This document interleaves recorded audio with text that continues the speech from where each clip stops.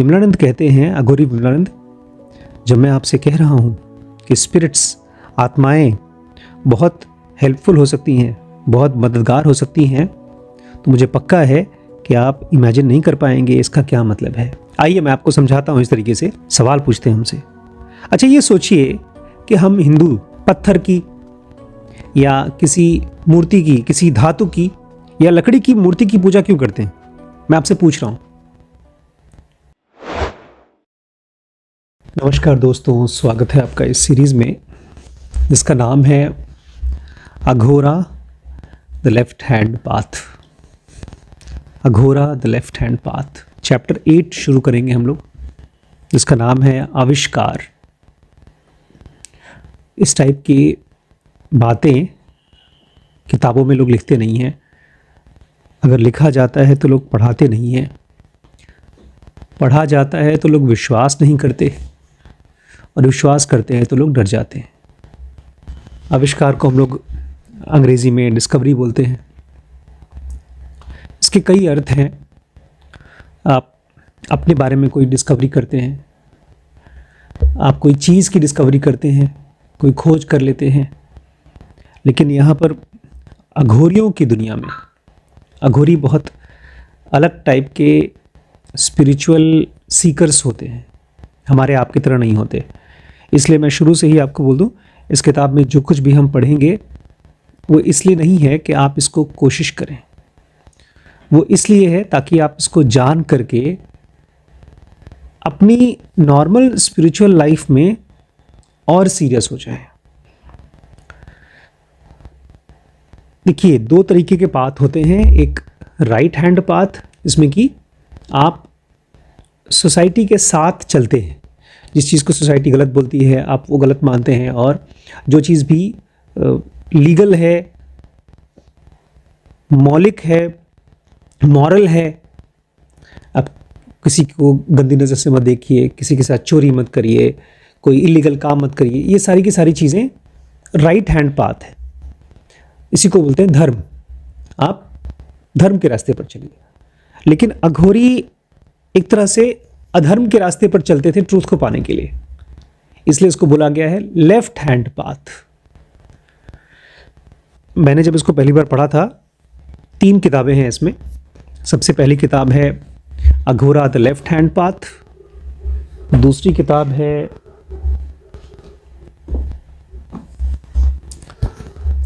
कुंडलिनी अघोरा 2, इसी सीरीज में है, और तीसरी किताब है Aghora 3 the laws of karma. इन तीनों को पढ़ने के बाद मुझे समझ में आ गया था कि मैं अघोरी नहीं हूँ, और मुझे ये भी समझ में आ गया था कि जो कुछ भी मेरी स्पिरिचुअल डेस्टिनी होगी, पाथ होगा, उसमें मुझे सीरियस होना पड़ेगा। अब हो सकता है आपके लिए कोई अलग यूनिक टाइप का स्पिरिचुअल पाथ हो, लेकिन उसको पढ़ने के बाद मैं उम्मीद करता हूँ आप भी जितने सीरियस हैं उससे थोड़ा और ज़्यादा सीरियस हो जाएंगे। इसको ऐसे समझिए जैसे आपने किसी को देख लिया अपने काम को करते हुए, और वो एकदम मग्न है, घुसा हुआ है, एंजॉय कर रहा है, उसको रिजल्ट आ रहा है, तो आप भी उससे इंस्पायर हो जाइए। ऐसा कुछ। इस चैप्टर का नाम है आविष्कार, और ये आज हम लोग थोड़ा सा पढ़ेंगे, पूरा नहीं पढ़ पाएंगे। इस चैप्टर को कंप्लीट करने में कम से कम 3-4 दिन लग जाएंगे हम लोगों को। ऐसी अजीबोगरीब बातें वो बताने वाले हैं जो मेरी शुरुआत में बिलीफ के बाहर था। लेकिन जैसे मैंने आपसे जर्नी ऑफ सोल के बारे में कहा था कि कहानी की तरह सुनिए, अगर सच है तो आपको इंसाइट देगी, अगर झूठ है तो भूल जाएगी। जैसे फिल्मों की स्टोरी भूल जाते हैं हम लोग। बाय द वे, आप लोग फिल्मों की स्टोरी तो याद रखते हैं। अघोरी विमलानंद, जिन्होंने ये किताब बोली है और इसको लिखा है रॉबर्ट ई सोवोडा ने। ये एक इंग्लिशमैन थे जो इंडिया में आए थे आयुर्वेद सीखने के लिए, तो उनके साथ रहे अघोरी विमलानंद के साथ में। कहते हैं, अघोरी विमलानंद कहते थे, एक मेरे दोस्त ने मुझसे पूछा, क्या दिन का कोई ऐसा समय है जब तुम आविष्कार नहीं करते? विमलानंद कहते हैं, मैं उससे क्या कहूँ, क्या उसको पता भी है आविष्कार का आनंद कितना अच्छा होता है, क्या आनंद होता है आविष्कार में। वो तो इमेजिन भी नहीं कर पाएगा कि आविष्कार करते समय क्या आनंद आता है, क्योंकि उसको प्यार करना ही नहीं आता। अब देखिए, हम में से किसी को भी ऐसा नहीं कि प्यार करना नहीं आता। हम हर किसी को किसी न किसी से प्यार है, और अगर दूसरों से नहीं तो कम से कम खुद से तो प्यार है ही, अपने बॉडी से, अपनी लाइफ से। लेकिन यहाँ पर ये किसी और चीज़ को प्यार के नाम से समझा रहे हैं। आविष्कार। विमलानंद कहते हैं, अघोरी विमलानंद, जब मैं आपसे कह रहा हूँ कि स्पिरिट्स, आत्माएं बहुत हेल्पफुल हो सकती हैं, बहुत मददगार हो सकती हैं, तो मुझे पक्का है कि आप इमेजिन नहीं कर पाएंगे इसका क्या मतलब है। आइए मैं आपको समझाता हूँ। इस तरीके से सवाल पूछते हैं हमसे। अच्छा, ये सोचिए कि हम हिंदू पत्थर की या किसी मूर्ति की, किसी धातु की या लकड़ी की मूर्ति की पूजा क्यों करते हैं? मैं आपसे पूछ रहा हूँ।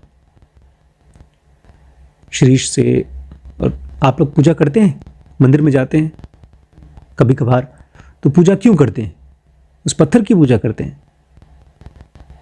ये मानते हैं ना उसमें भगवान है, और उसकी पूजा करते हैं। सही बताइए, मानते हैं? नहीं मानते। तो एक तरह से हम लोग क्या करते हैं? फॉर्मेलिटी।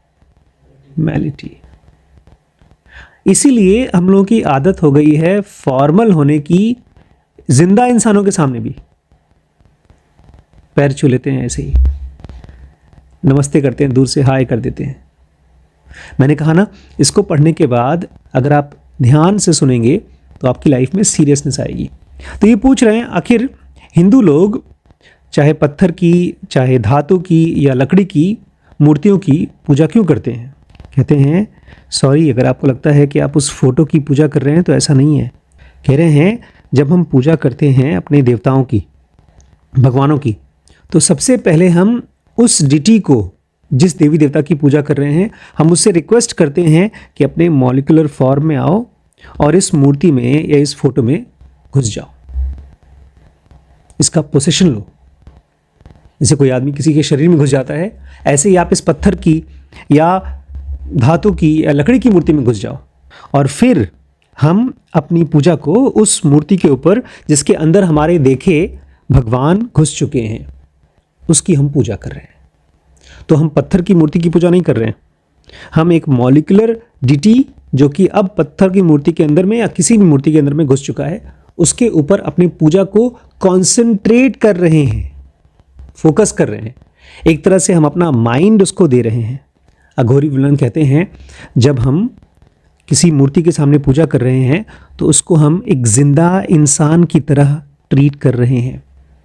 अब हम में से, मुझे पक्का है, 99% लोग, जो लोग भी शायद ये वीडियो देखते होंगे या मंदिर जाते होंगे, वो पत्थर की मूर्ति को एक जिंदा इंसान की तरह नहीं पूजते होंगे। लेकिन अघोरी विमलानंद कहते हैं, ऐसा करना चाहिए। आज भी किसी मूर्ति को जब किसी मंदिर में रखा जाता है तो उसकी प्राण प्रतिष्ठा की जाती है। अब यहाँ पर मेरे मन में दो बातें आ रही।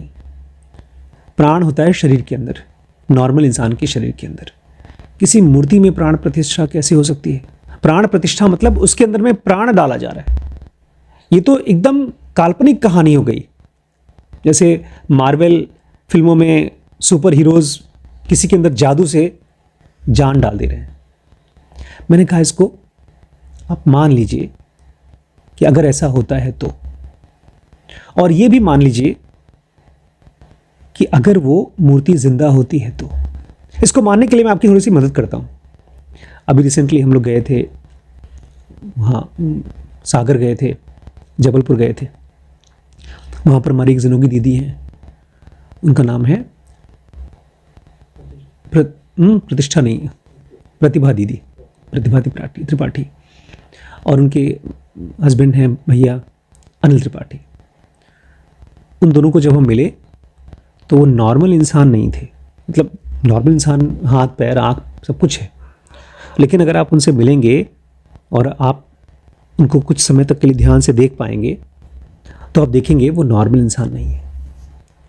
नॉर्मल इंसान क्यों नहीं है? क्योंकि उनकी एक स्पिरिचुअल सीकिंग है दोनों की, और दोनों ही अपने किसी मिशन में बहुत डेडिकेशन के साथ काम कर रहे हैं। उनकी अपनी यूनिवर्सिटीज़ हैं, कॉलेजेस हैं, वगैरह वगैरह। अब सुनिए, अगर आप किसी इंसान के साथ 1-2 घंटे रुकते हैं और वो नॉर्मल आदमी है तो आपको कुछ फ़र्क नहीं पड़ेगा, आप थोड़ी बहुत कैजुअल बातचीत करोगे, बात खत्म हो जाएगी। लेकिन अगर उस आदमी की रिजल्टेंट इंटेंसिटी आपसे ज़्यादा है, क्या ज़्यादा है?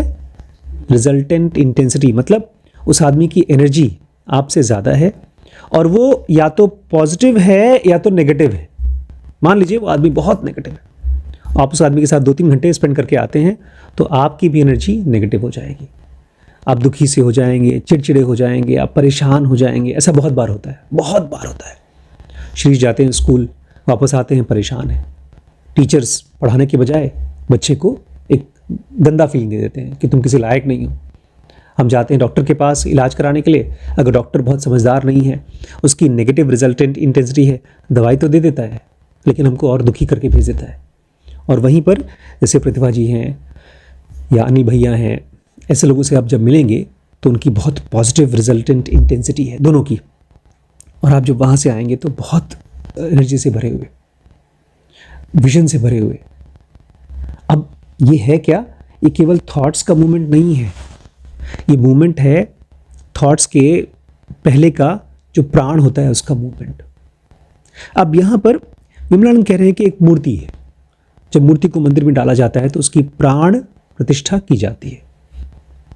अब ध्यान रखिएगा, ये हमारी प्राण की बात नहीं हो रही है कि हमारा कैजुअल प्राण है, उसको डाल दिया हमने वहाँ पर, थोड़ा बहुत मंत्र वंत्र जप करके डाल दिया उस मूर्ति में और उस मूर्ति की पूजा कर रहे हैं। नहीं, अभी देखिए आपको समझ में आएगा कि कैसे लोग प्राण प्रतिष्ठा कर सकते हैं, हम और आप नहीं कर सकते। लेकिन अगर ईश्वर की मूर्ति में प्राण प्रतिष्ठा होती है तो उसकी रिजल्टेंट इंटेंसिटी कैसी होगी? बहुत पॉजिटिव होगी। तो कह रहे हैं, मैं आपसे कहना चाहता हूं, आप लोग एक कल्पना करिए, एक छोटा सा एक्सपेरिमेंट करिए। हम लोग वैसे भी मेडिटेशन वगैरह करना चाहते हैं तो एक छोटा सा एक्सपेरिमेंट करिए 5 मिनट का। कल नहाने धोने के बाद में अगर याद आए तो हम लोग एक नई मूर्ति लेकर आए हैं, भगवान बुद्ध की मूर्ति लेकर आए हैं। उसकी प्राण प्रतिष्ठा मत करिए, आप अपने माइंड की प्रेयर को उसमें डालिए और इसको करिए कंटिन्यूअसली 7 दिन के लिए। और जो भी मित्र हमारे इस वीडियो को देख रहे हैं, मैं आपसे रिक्वेस्ट करूंगा, आप लोग अपने घर में ऐसे ही जा करके एक साफ सुथरा सा पत्थर ले आइए जिसको आप भगवान मान लीजिए। किसी दुकान में से ला सकते हैं या शायद हर किसी के घर में फोटो होगी, किसी भगवान की फोटो होगी, उसको रख लीजिए और उसको अपना माइंड दीजिए, अपनी प्रेयर दीजिए, ये मान करके कि उसके अंदर में सचमुच में ईश्वर बैठे हैं। ये एक छोटा सा एक्सपेरिमेंट है, इसमें 2 चीजों का ध्यान रखिएगा। जब आप ये मानते हैं कि कहीं पर ईश्वर है तो क्या मानेंगे आप? उसको क्या मानेंगे? उस फोटो को क्या मानेंगे? मान लीजिए आपके पास भगवान शंकर की मूर्ति की फोटो है या कोई राम कृष्ण किसी की फोटो है, तो उसको क्या मानेंगे आप? उसको भगवान मानते हैं तो क्या मानेंगे? अपनी प्रार्थना देंगे तो क्या मांगेंगे? क्या सोचेंगे? क्योंकि यहां अघोरी मिलन कह रहे हैं कि क्या पता आप लोगों को आविष्कार का आनंद क्या होता है। मैं तो 24 घंटे अपने अंदर में आविष्कार करता हूं। इस बार जब मैं गया यहाँ गया, जबलपुर गया, भैया से मिला, दीदी से मिला, स्पेशली इन्हीं दोनों से मिलने गया था मैं, तो मेरा भी एक तरह का आविष्कार था। उन लोगों को डिस्कवर किया जो हम लोग की लाइफ में पिछले कई सालों से हैं। दीदी हमारे साथ ऑलमोस्ट 4-5 साल से कनेक्टेड हैं। भैया से पहली बार मिले, लेकिन हमने उनको डिस्कवर किया। अब वो हमारे ब्रेन का हिस्सा है। किसका हिस्सा है? हमारे ब्रेन का हिस्सा है। तो जब आप अपने माइंड में कुछ देर के लिए किसी मूर्ति की मदद से या किसी फोटो की मदद से, या आप एक अपनी जगह बना लीजिए, खाली जगह, वहां पर जमीन पे छोटी सी दरी बिछा लीजिए, ऊपर हॉल है और वहां पर आप 5 मिनट के लिए प्रार्थना करिए। जिनोगा की सेंटेंसेस हैं, one so freed of bondage of senses, जो अपनी इंद्रियों के बंधन से मुक्त हो जाता है, one so freed of bondage of senses transcends all material relations, उसके लिए सभी मटीरियल रिलेशंस खत्म हो जाते हैं।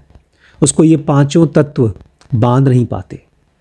इस तरह से आप कुछ करेक्टिव मेथड के थॉट्स रिपीट करें और रिपीटेशन के समय याद रखें कि ये सारी की सारी बातें आपके ईश्वर सुन रहे हैं। कोई ऐसा बंदा जो बहुत एडवांस्ड रिजल्टेंट इंटेंसिटी का बंदा है वो सुन रहा है।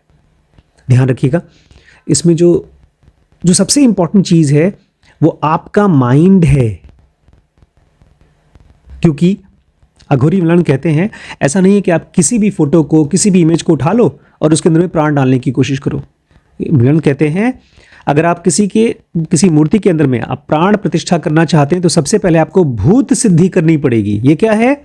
आपको आसपास में जितनी भी फिल्दी और ट्रबलसम स्पिरिट्स हैं उनको क्लियर करना होगा, मतलब सभी भूत प्रेतों को हटाना पड़ेगा। ये कैसे करेंगे भैया? ऊपर है कोई भूत प्रेत? तो पहले बुला लीजिए, बोलो भैया जहाँ जहाँ कोई भूत प्रेत हो आ जाए, मुझे आपसे सफाई करनी है। यहाँ पर एक सिंपल एक्सरसाइज है आपके लिए। भूत प्रेत कौन? थॉट्स।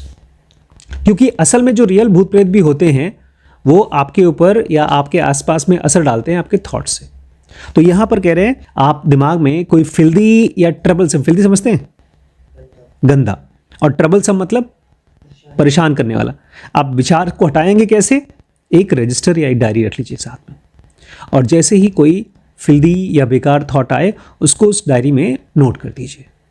तो कुछ देर के लिए आपके दिमाग से हट करके वो डायरी में चला जाएगा।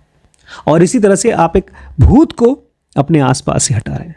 यहाँ पे एक बड़ी अच्छी चीज़ बोलते हैं अघोरी बुलानंद, बहुत ही अच्छी चीज़ बोलते हैं। मैं किसी भी स्पिरिट को ईवल स्पिरिट नहीं कहता। ईवल स्पिरिट मतलब गंदी, शैतान, साजिश करने वाली आत्मा, प्रेत आत्मा बोलते। मेरे हिसाब से कोई भी आत्मा खराब नहीं होती, लेकिन कुछ आत्माएं ऐसी हैं जो बेचारी बहुत परेशान है, बहुत दुखी है, और वो बिना किसी वजह के आपको परेशान करने की कोशिश करेंगी। जैसे आप रास्ते पे जा रहे हो और किसी पागल कुत्ते ने आपको काट लिया हो, तो पागल कुत्ता सोच के नहीं काटता आपको, बस बेचारा पागल है। ऐसे ही कुछ आत्माएं हैं जो अपनी मिजरी की वजह से, अपने दुख की वजह से आपको परेशान कर सकती हैं। अगर आप ट्राई करना चाहते हैं तो ये भी कर सकते हैं, लेकिन इसकी जिम्मेदारी मेरे ऊपर मत डालिएगा क्योंकि मैं अघोरी नहीं हूँ। कह रहे हैं भूत सिद्धि करने के बाद, बुरी आत्माओं को हटाने के बाद, यहाँ पर बुरी थॉट्स को हटाने के बाद आपको करना होगा भू शुद्धि। पहले भूत शुद्धि और उसके बाद भू शुद्धि। भू शुद्धि मतलब हाँ, भू भुआ सुअह। हाँ, भू मतलब जमीन, जहां पर आप उस मूर्ति को रखेंगे उस जगह की शुद्धि करनी है, बिना पंडित जी को बुलाए।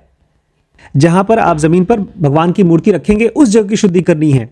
अब मेन प्रॉब्लम आ जाती है जिसमें कि ऑलमोस्ट हर 99% वाला इंसान हट जाएगा, भाग जाएगा।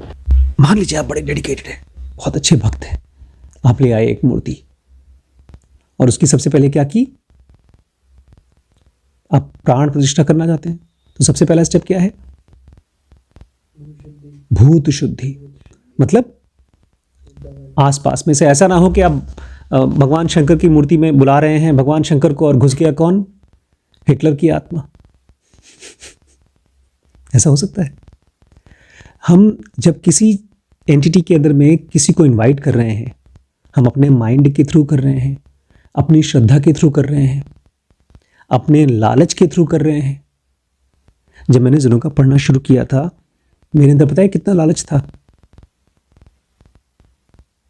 0%। केवल थी क्यूरियोसिटी। और सेम चीज थी जब मैंने ये अघोरा बुक पढ़ना शुरू किया था। मैंने इसको देखा, मैंने कहा यार Aghora the left hand path, ये तो मजेदार बुक लग रही है, इसमें तो बड़े चमत्कारी शक्तियों के बारे में बात की गई होगी। और जब मैं शुरू में इस चैप्टर को, मतलब इस बुक को 2-4 पेज पढ़ा तो मुझे समझ में आ गया कि मेरी औकात के बाहर है प्रैक्टिस करना। बट पढ़ने में क्या जाता है, पढ़ तो सकते ही विदाउट एनी डिजायर। तो ये सबसे पहला है। अगर आप भूत शुद्धि करना चाहते हैं तो आप इस प्रार्थना को अगर करते हैं, भगवान बुद्ध की मूर्ति लाए हम, तो आप कैसे करेंगे?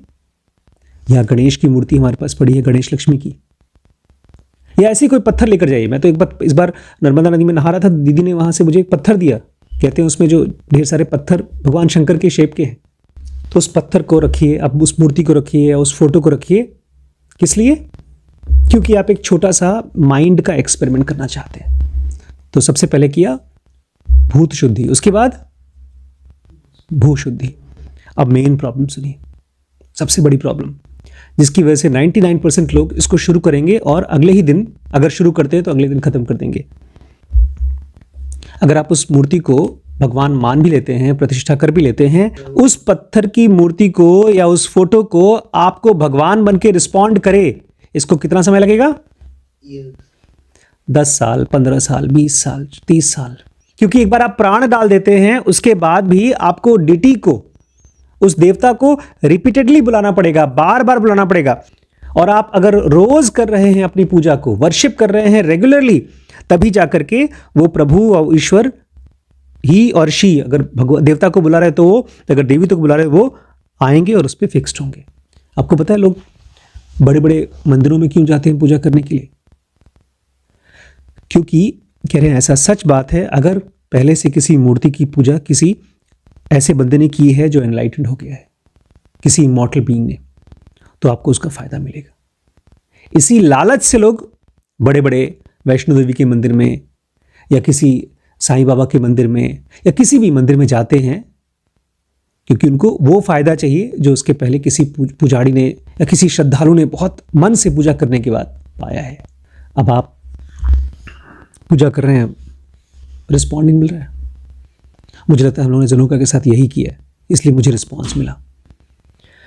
अगर आपको पत्थर की मूर्ति का रिस्पॉन्स नहीं मिल रहा है आपकी पूजा के बावजूद, तो इस चीज़ को अवॉइड करने के लिए आप अपनी पूजा करिए, लेकिन मेंटली करिए, अपने सूक्ष्म शरीर से। सुनने में तो आसान है। आप लंबी लंबी पूजाएं करिए अपनी सूक्ष्म शरीर से, और यहां पर किसी मूर्ति या किसी पत्थर को हटा दीजिए। आप ये कल्पना करिए कि वो आपके अंदर ही है। आंख बंद करके आप किसी भी देवी या देवता को, जैसे मैंने डॉक्टर सहर को अंदर में बुलाया, रूप भी नहीं लिया, मैंने उसकी टीचिंग, उनकी टीचिंग्स को अपने दिमाग में खोजा, पढ़ा, समझा। तो कह रहे हैं अगर आपने कोई एक्सटर्नल इमेज रखा ही नहीं तो उसकी डिफाइल होने का, उसका टूटने का कोई झंझट ही नहीं। और इस तरह से वो डीटी, वो ईश्वर कहां पर प्रकट होगा? आपके अंदर ही। ज़रूंगा में वो चीज लिखी है, बाई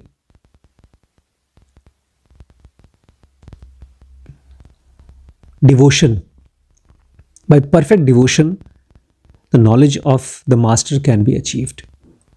कि अगर आप परफेक्ट डिवोशन के साथ में,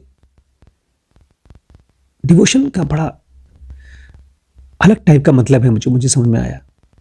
नॉर्मल डिवोशन में हमेशा एक कतरा रहता है स्वार्थ का, लेकिन मुझे जनोगा के बाद समझ में आता है डिवोशन मतलब ईश्वर में क्यूरियोसिटी। अगर आप ऐसा कर सकते हैं तो आपका डीटी कहीं बाहर नहीं, आपके अंदर ही उजागर हो जाएगा। उसमें बाहर का कोई पोल्यूशन ही नहीं होगा। मुझे बड़ा ताज्जुब हुआ पहले, पता है, जब मैं जनोगा पढ़ रहा था तो एक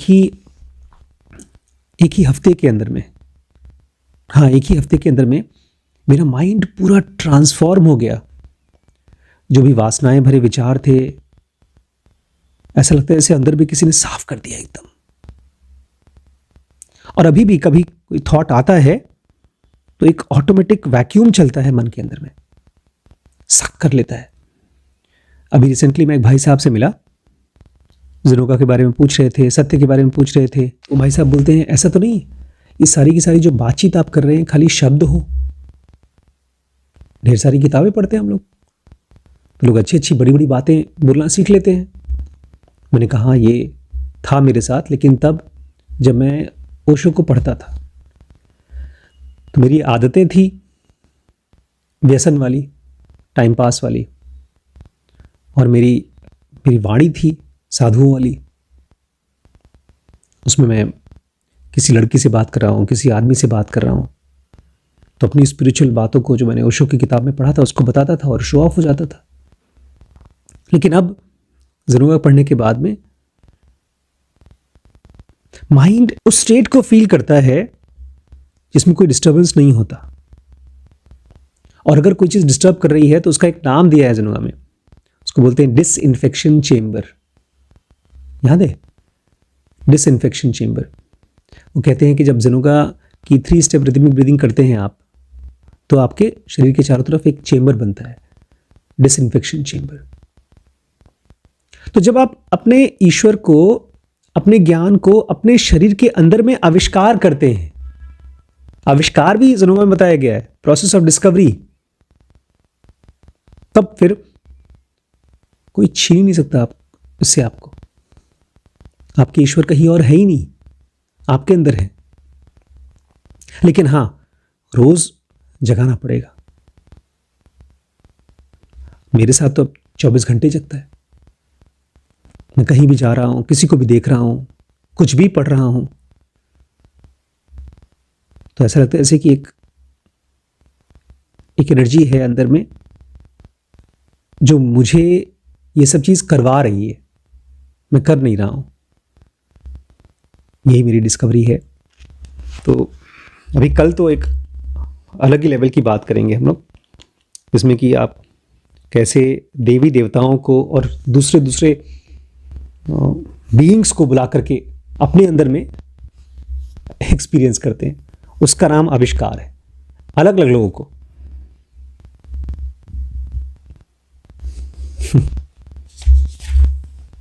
बाप रे बाप, कल पढ़ते हैं।